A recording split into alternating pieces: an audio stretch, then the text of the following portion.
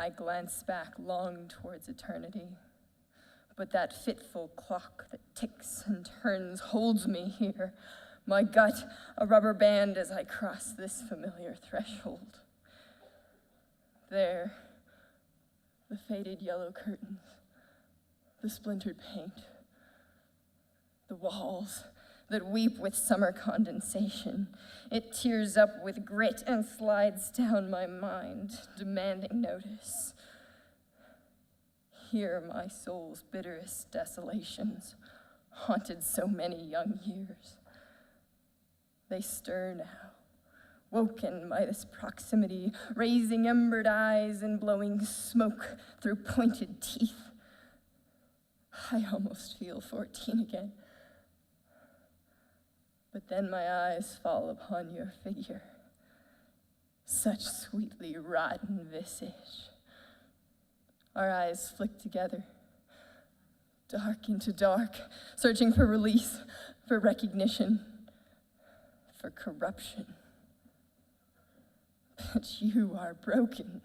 Your grand stones crumble to caustic mud as your sun rides low, nearing its horizon. Is that you? Indeed, daughter. Are you not yet another dream of fever and fear? I have seen so many things that never were, so many dark hours with my demons breaking their fists against my skull, loud, so loud. They torture me as you used to, bright mouths laughing. Anya, I missed you, Anya. Missed your demons and your angels. You used to be so good at laughing.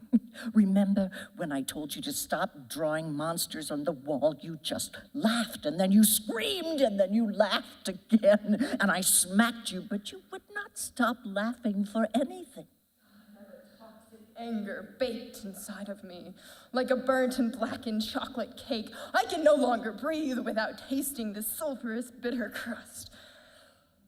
When I step too near you, I am caught in your whirlpool of judgment and cruelty. Your shouts cascaded over my body and broke me. I can still see the silver shards shattering and tinkling over that cracking vinyl floor. Just a girl. Skinny little arms whirling as you ran through the woods in those filthy shorts. I hid you in the cabin for 3 days once. I meant to bring you food, but my mind was elsewhere, and perhaps I forgot. I was only trying to keep you safe from my friends who would have taken you. I know how harsh, how devastatingly brutal this wide universe can be, my little Starling. How cold the blackness of space, how deadly the dance between two black holes as one tries to swallow the other, and us, pits of black despair, withholding light and seeking some small dominion. I tried to mold you, to fit into the earth, but we were both so taken by the grandness of it all, you followed me instead to the sun and the cold blackness beyond, and I did not kick you away soon enough, like a good mother bird. I was afraid for you, because I could not imagine my skinny little Starling growing up to be strong. You followed the storms, and I followed you because I was terrified to be alone. The ocean is such a vast expanse. You imagined how simple it would be if I fell into the water one day and was lost. If I had not been strong, I would not have lived. You sapped love and gave only poison. Anya, Don't you see? I might have hated you at times, but I did what I had to do to keep you alive. I put food in your endlessly hungry, chirping mouth and gave you a place to sleep. If you did not want me, you should not have had me. Oh, silly little Starling, would you rather never have been born? I deserved a decent life with gentleness. Many times I thought about sending you away, but I just could not do it. I hate you. You need me. No, not anymore.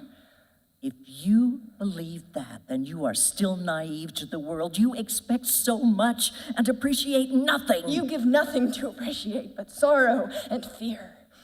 What was it that made you so foul? Where did you first learn your malice? You have nothing left but a vicious, ugly shell. You speak of cruelty. You used to taunt the neighbor dog. Remember, you'd hold a piece of chicken just out of his reach, and he would jump and jump at the fence until his collar caught. And then you would poke him with a stick while he struggled for air.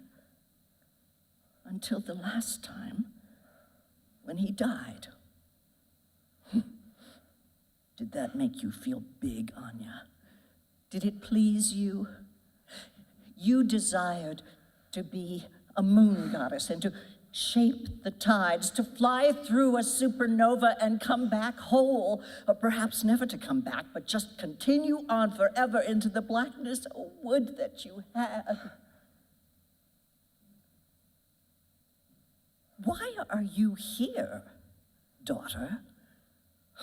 For 6 years, you have been a ghost in my life, always seeming to stare over my shoulder sometimes, accusing sometimes, demanding sometimes, sad, but always an illusion that would vanish as soon as I spoke.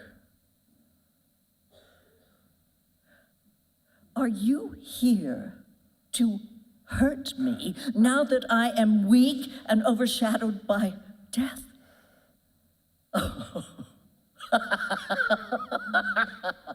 I am dull to your brutality. Like a good horse, spurred too many times, my hide is thick towards you, my daughter. You have not changed. Even now you answer every kindness with a lash, every word an opening for bitter interpretation, and the salt stays long upon my tongue. I was and am what you made me to be.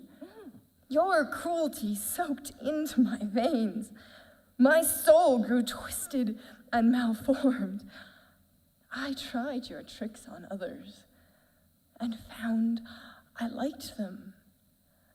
And now you are nothing, and I am strong. You lie here, my mother, dying, and I should be collapsing, racked in sobs and grief. But I feel nothing. I am a loon on a Washington lake, serene and regal. All the past is behind me, and I can see nothing but the sparkling white sand after the tide has washed me clean. I will walk away and live, and perhaps a small corner of my mind ponders regret. But such pleasant luxuries were lost to me long ago. I do not understand you, wicked little Starling, but at least when the world throws you down, I have taught you to jump up, punching and kicking. Oh, yes, indeed, you will live.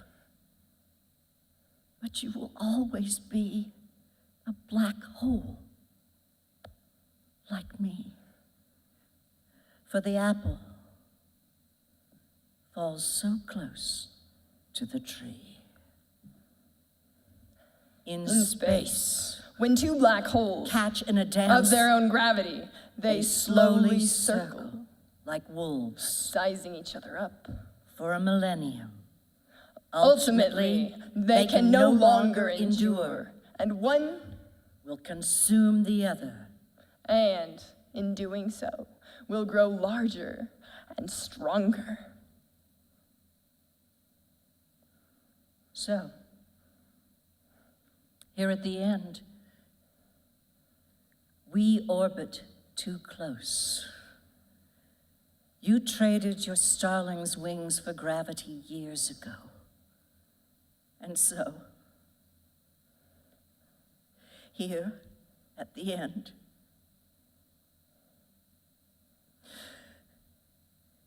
you finally devour me.